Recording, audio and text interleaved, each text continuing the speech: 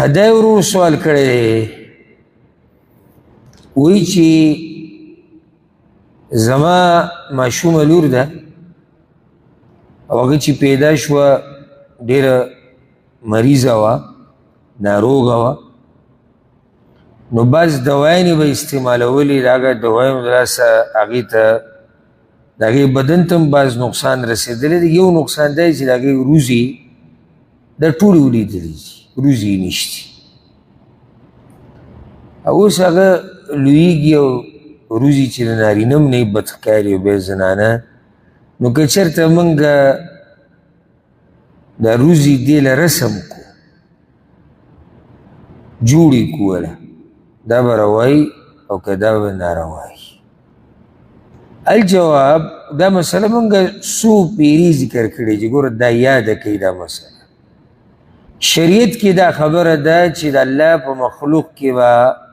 تبدیلي نه کوي دا خبره شریعت کې ده که نه ده ښه کله چې کله دا ته د ډول او د سینګار دپاره کې خو چې کله د ضرورت دپاره یي بیا جایز دی که دا قانون دی یاد کو ډېرې مسلې به ته حل شي د ګوره شریعت کې دا دي چې لعنت رسول صلی وسلم ویلی دی په هغه زنانه باندې چې هغه روزي وباسي او په هغه زنانه باندې چې هغه د ویښتو سره نور ویښته لګوي او داسې بعض نور لکه والواشمه دا تور داغونه چې لګوي دا اصل کې د سرمن نه لاندې دغه ټیټو میټو چې ورته وایي ټیټو به لعنت ویلی شوی دی ولې ځکه چې دا د ډول او سینګار دپاره کېږي که چېرته ضرورت دپاره یو کار کېږي عیب د ختمولو دپاره یو کار کېږي د الله د مخلوق بدلولو پکې څه نیت نه وي نو دا بیا روا ده ځکه چې هو من باب ازالة العیب علما وایي دا عیب ختمول دي او دا صورت ته دی انسان هغه اصل ته راواپس کول دي انسان چې اصل کې پیدا شي د روزي یې که نه روزي نو که چېرته دې ماشومې له روزي جوړې کړي نو څه تبدیلي پکې راغله نه تبدیلي خو پکې راغله او سبحان الله یو حدیث کې دا ټکی دقه شان راغلی دی عبدالله ابن مسعود رضا روایت ته امام احمد راوړی دی چې رسول صلی الله علیه وسلم په هغه زنانه لعنت ویلی چې روزي وباسي په هغه زنانې لعنت ویلی چې ویښتو سره ویښته لګوي دغه شان داغونه لګوي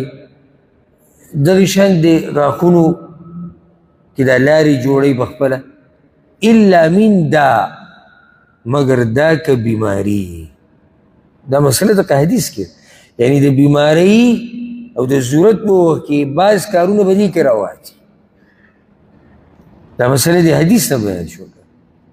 بل یو روایت کې راځي امام ابو داود راوړی دی چې عبدالرحمن ابن طرفه وی زما نیکه و نیکه د هغه نوم عرفجه ابن اسعد د جاهلیت په زمانه کې په یو جنگ کې د ده د پوزه پرې شوې یا په یو جنگ کې د پوزه پرې شوې نو هغه د سپینو زرو پوزه ځان ته لګولې وه فانتن علی نو هغه خرابه شوه او خواوشا کې چې سره کم ځای دی هغه هم خراب شو فامره النبي صلی الله علیه وسلم فاتخذ انفا من ذهب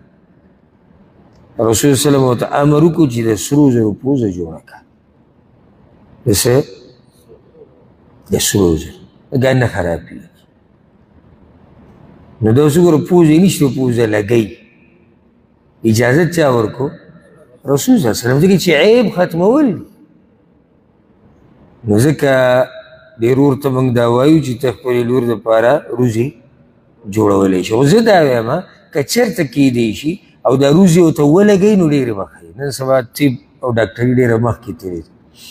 ویښته کرل چې ورته وایي که د ویښتو نه د سر د ویښتو نه څه ویښته واخیستی شي او دغه روزو په دیزي ولګولی شي نو هغې کې دا دي چې فایده پکې ډېره ده. اوس که هسې یو داغ جوړوي یو رسم جوړوي هغې یو ښه هم نه ښکاري بل څه وخت بعد به هغه ختم شي. او روزي چې دغه ویښتو نه جوړې شي ویښته ولګولی شي نو یو خو دا دې خپل ویښته دي بل روزي هم برابر شو لکه یو هسې ګوره رسم دی هسې ویستي او یو ویښته دي او سبحان الله رب العالمین چې څه پیدا کړي که نه دا هسې دی. دا روزي یوازې ښایست نه دی ښایست خو دی خو د ښایست سره سره اصل کې دا د سترګو د حفاظت دپاره دی. دا یو سړی به چې روزه د سترګو څه حفاظت کوي دا د دې دپاره چې دا خولې نه راځي کته دا د دې دپاره که چېرته باران وریږي نو د اوبه ډایرکټ سترګو باندې نه لګي دا هر څه فایدې دي ګوره داسې نه چې الله دلته ویښته راوویستو هر څه کې فایده ده چې رب العالمین هغه پیدا کړي دي یا جوړ کړي دي. نو د روزو جوړولو نه رسم نه غوره طریقه څه ده ویې لګوي ویښته پکې وکري والله اعلم. دغه شان مسله دا هم شو که یو سړی وایي چې زما یو غاښ دی هغه ډېر اوږد دی او هغه ماله تکلیف راکوي د نورو غاښونو نه نو دا دې وړوکی کولی شي که نه شي کولی شي. غاښ ډېر وران دی یو په بل له پاسه دی دا برابرولی شي ځکه دلته مقصد هغه ډول او سینګار نه دی مقصد یو عیب ختمول دی علاج کول دی. غاښونه بلکل برابر دي زه پکې لکه کرښه راولم حرام دی. د الله مخلوق او د الله چې کوم پیدایش دی د انسان کړی دی په هغې کې څه راوستی دي تبدیلي. روزي لږې پیړې دي یاره دې پسې نوس یې رالمه چې دا څه شي دا نری شي حرام دی. دا لا پرېږده زه یو بل سټایل ته ډېر حیران یم او هغه مې د بعضو هلکانو کې ولیدو هلکان په معنی د نر ځکه چې یو نری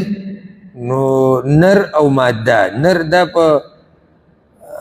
څاروو کې وي دا په انسانانو کې وي او پیریانو کې وي دته مذکر ویلی کېږي او بیا به یې کې یو سړی نو زه د هلکان چې مو دا په اعتبار د دې چې او د مذکر په دې جمله کې راځي ښه هغوی دې روزي کې تاسو خیر کړي دلته یو دوه کټه ورکړي دې سټایل ته زه دا خو سړی لکه عیب ځان کې جوړوي خلک وایي چې یا الله که زما دې بدن کې څه عیب وي چې زه څه کړم ختم کړم او سوال هم کوي چې یا الله دا عیب دی ختم کړه دې لګیا د عیب جوړوي ولې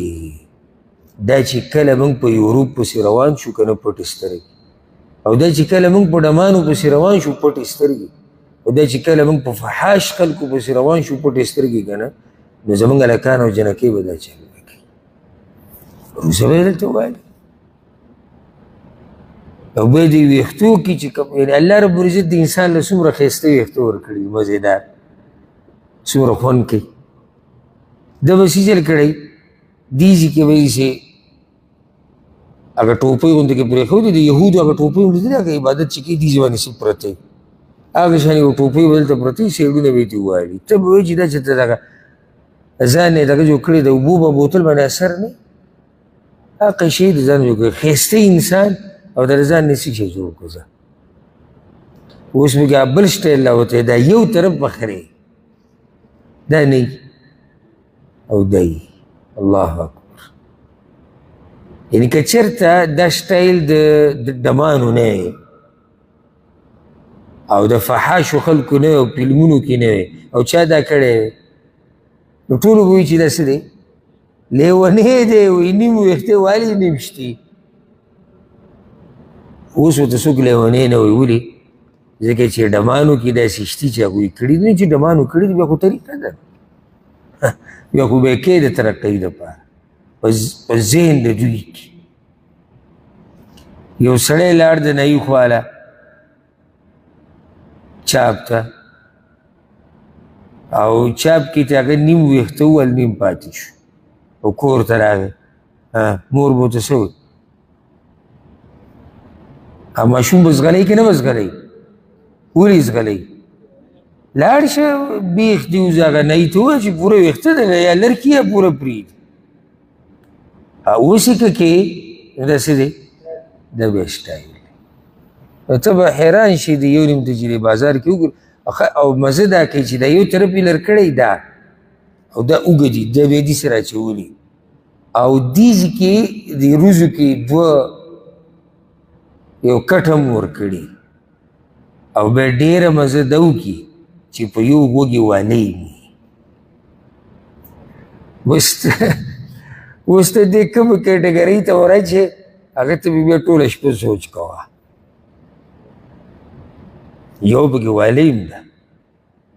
او والیم یوه دا به سټایل دی والی یوه کم طرف ته به والی کم طرف ته چې ویښته نشتي بل طرف ته خو ویښته ګډ سي که نو هغه خو ویښتو غوږ پټ کړی دا غوږ ښکاره دی نو دلته ورته والی ځوړنده ده الله زموږ په حال رحم وکړي خبره مې دا کوله چې انسان وایي چې یالله عیب ختم شوې او یو سړی رښتیا د عیب